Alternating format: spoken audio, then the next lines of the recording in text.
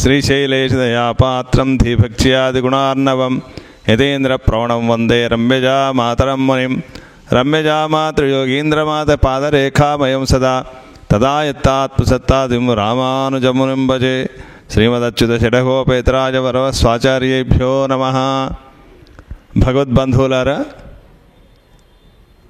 108 దివ్యదేశాల్లో ప్రధానమైనటువంటి దివ్యదేశము వానమామలై అనేటువంటి దివ్యదేశం.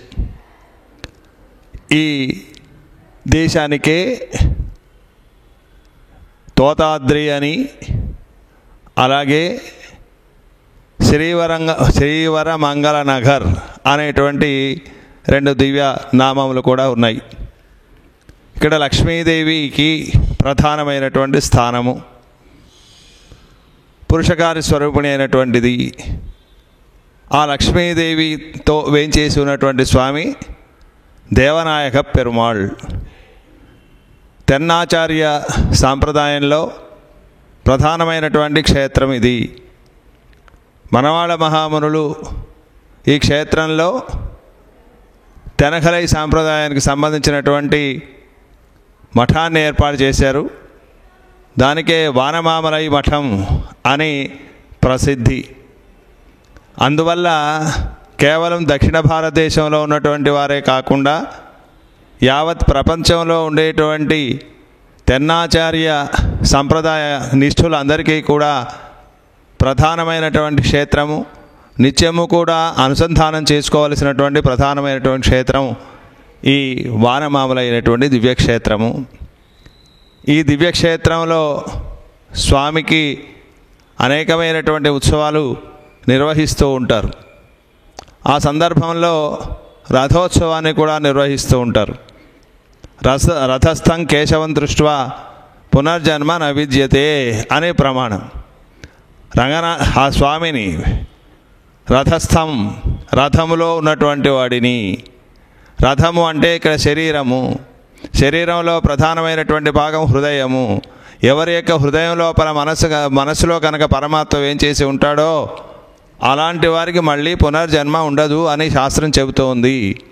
అందువల్ల దేవనాయక పెరుమాళ్ లక్ష్మీ సమేతుడై వేంచేసి ఉన్నటువంటి ఈ వానమామల క్షేత్రంలో ఉండేటువంటి స్వామికి రథోత్సవంలో సామాన్యమైనటువంటి ఏ రాతి రథంలోనో, ఏ చెక్కతో తయారు చేసినటువంటి రథముల యందు కాకుండా లక్ష్మీదేవి నివాస స్థానం కనుక ఆ వైభవానికి తగినట్టుగా బంగారు రథమునందు ఊరేగింపు చేయాలి, తిరువీధి ఉత్సవాన్ని నిర్వహింపు చేయాలి అనేటువంటిది అక్కడ ఆ వానమామలై మఠంని నిర్వహిస్తున్నటువంటి పెద్దల యొక్క నిర్ణయము, వారి యొక్క అభిప్రాయము.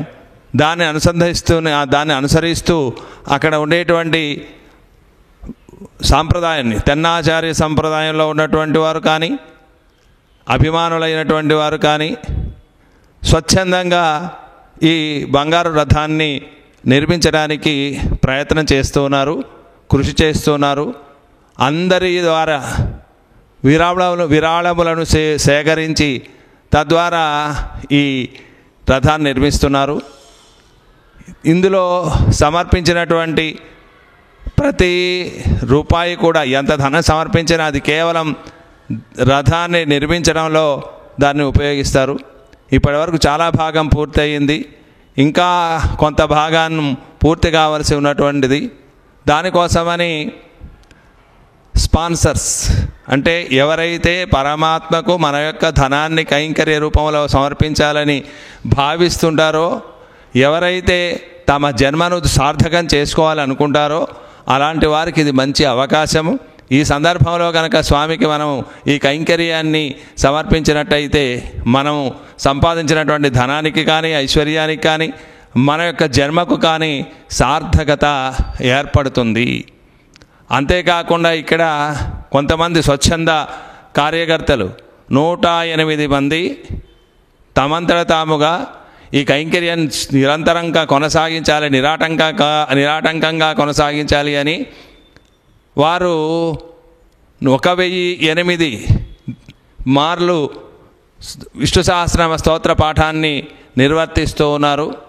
అలాగా 2 అద్భుతమైనటువంటి కార్యక్రమాలు నిర్వహింపబడుతున్నాయి కనుక ఆస్తికులైనటువంటి వారు, భగవత్ సంబంధం కలిగినటువంటి వారు, తెన్నాచార్య సిద్ధాంతాన్ని మనస్ఫూర్తిగా నమ్మినటువంటి వారందరూ కూడా ఈ కార్యక్రమంలో పాలు పంచుకోవాల్సిందిగా వనమామలై మఠం వారందరూ మిమ్మల్ని ఆహ్వానిస్తున్నారు.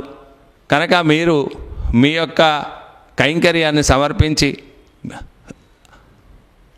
బంగారు రథాన్ని నిర్మించడంలో మీరు భాగస్వాములు కావాల్సిందిగా ప్రార్థిస్తున్నాం. అలాగే మీరు పంపించినటువంటి ధనం అంతా కూడా స్వామి కైంకర్యంలోనే వినియోగింపబడుతుంది. మీరు పంపించుకున్నటువంటి ఆ ధనాన్ని, ఆ విరాళాన్ని ఈ క్రింద ఉండేటువంటి వెబ్సైట్లో వివరాలు మీకు ఉంటాయి. ఆ వివరాల్లో సంప్రదించి మీకు తగినట్టుగా యథాశక్తిగా పరమాత్మ యొక్క కైంకర్యంలో పాల్గొనవలసిందిగా మీ అందరినీ కూడా కోరుతున్నాము. జై శ్రీమన్నారాయణ. శ్రీమతే రామానుజాయ నమః.